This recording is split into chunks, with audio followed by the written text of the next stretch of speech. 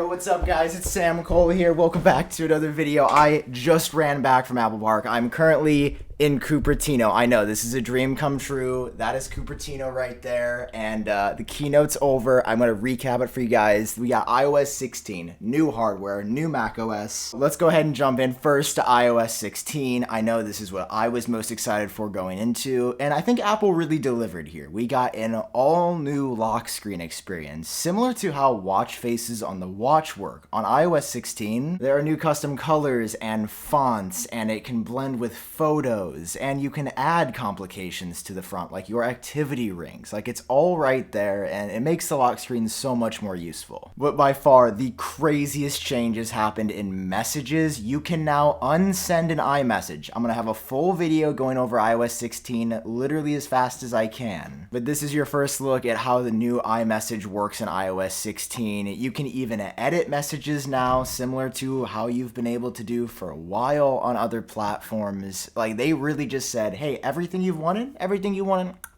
eat a little bit, there's iMessage. And mail follows similar suit in iOS 16. You can undo send, schedule a send, even follow up and send richer links. It's a really solid update. I mean, these are core components: lock screen, messages, mail. Those are probably the places that I spend more of my time than anywhere else looking at stuff, and they all got better. Following that, I know there's a big split in the community still on Apple Maps, but as the #1 Apple boy, I will say Maps is actually pretty good. And in iOS 16, Apple is introducing multiple stops. So if you're going to go to the grocery store and then to a ball game and then, I don't know, to a gas station after that, you can now route it in here. I believe it's up to 15 stops. And of course, it works with CarPlay integrated into your car. For your smart home, the Home app has been redesigned. It now looks like this, which is just much more usable than before. Instead of being so segmented, I mean, it's like 100 times better than before. And hey, maybe you don't have an Apple Watch, but you want to track your steps. Like, my dad's somebody like this. He doesn't have an Apple Watch, but he's always like, did you see my stepson? Did you see him? Yeah, I got him in the Health app. Well, Apple is now introducing the Fitness app for all iPhone users, so you can close your Move Ring every day just with your iPhone. Super cool. It looks incredibly fun as you can track your status and your goals over time. The watch is, of course, still the best way to get metrics and insights about your health, which is why Apple's introducing a bunch of new metrics in watchOS 9. You can see your heart rate zones, new charts that show you when you're going up and down. Your watch can even tell you if you're sandbagging, and it's like, I know you can push your heart rate up, but I know you can do better than that. I mean, there's way too much to go over right now. Just know that if you're active on your Apple Watch, especially if you run, there are so many new features that are going to help you push yourself, and I'm in, man. I'm so in. Next up, medication tracking is finally here. This is going to be a game changer. Right now, you had to put it in your Reminders app. You can now scan medicine and pill bottles on your iPhone and set the frequency, alerts, when or if you took it by interfacing with the watch. Like, if you take meds every day, this is going to be so incredibly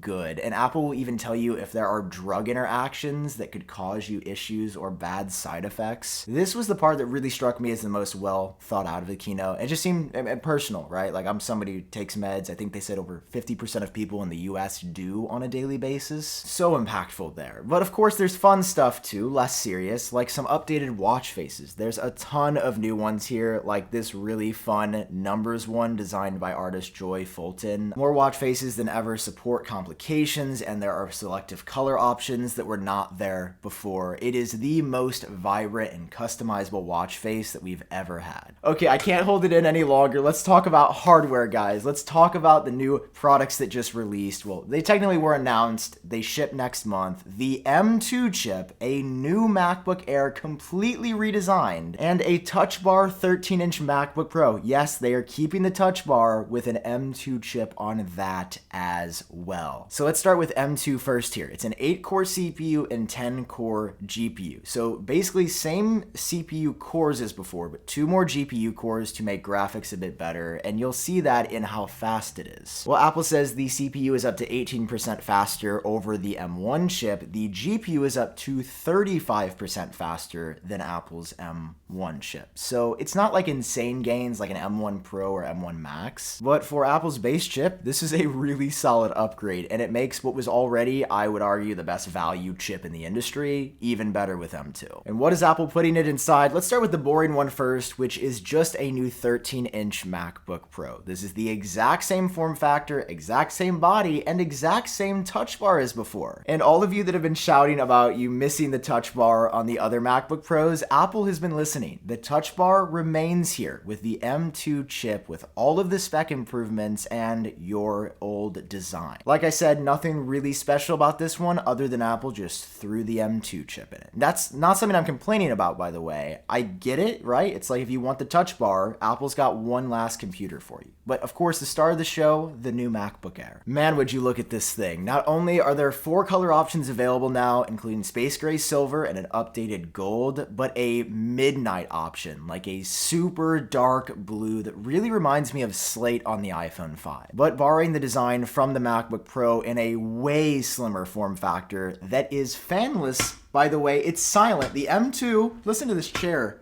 Is even freaking out. The M2 is fanless, okay? It's still completely silent. So that's something else that's wild. It's getting even faster, and it's not even gonna make any noise, any additional noise, which was already 0 times 0. The bezels are even thinner on here, and that is enabled by the notch, but it's black bezels. I know we thought there were gonna be white bezels on here. Apple stuck to their guns. They said black bezels with the notch, and the notch is present. But as I've said before, and will continue to say, I love the notch. I genuinely think it looks good. It enables thinner borders and more screen, which is now 13.6 inches instead of 13.3. And of course, a 1080p FaceTime camera on here. That is fine, you know, it's not an insane camera, but it's way better than what we had. This new MacBook Air, by far the most exciting hardware we saw. Man, this is stunning. But of course, what about the new Mac software? That's macOS Ventura. We got this orange, bright, poppy flower. It is going out to, I think, like the fields of California. It is beautiful. And honestly, the story of macOS is very similar to what we have seen on iOS 16. It's got a lot of the same features and messages and mail that we came to love already. But there's an entirely new feature called Stage Manager that allows you to see apps on the side and in front of you. I mean, I'm looking at it right now. It's essentially mission control, but on steroids. You can focus or have everything on your screen, which brings us to the next feature, which is using your iPhone as your webcam. Yeah, it's called Continuity Camera, and with some exclusive clips that Apple is dropping for your MacBook, you will be able to clip your iPhone, which looks funny, but gives you insane image quality straight from the device. I mean, just look at this. This is the most Apple thing ever, and I love it. This is such a good idea, and it's gonna help video calls just look better around the world. Thank you, Apple. I'm so tired of these bad camera qualities. As far as redesigns go, the only major app change, though, is system preferences. It looks totally new. It's very, very pleasing, and it reminds me more of settings on the iPhone or on iPadOS. It's just way cleaner and easier to find where you're going, and of course, more similar to the other platforms, which leaves us with iPadOS. I can't forget iPadOS. This is the update that blew me away the most. Guys, Apple is bringing Stage Manager to the iPad, okay, which is that feature from the Mac we just talked about with all the windows. There are windows on iPad through Stage Manager now, okay? You can finally rearrange things. You can make your own desktop and legitimately make this M1 powered iPad like a Mac. You might be saying, Sam, aren't you getting a little excited? You've been critical of iPadOS. I have, but there is also proper external display support where you can drag things between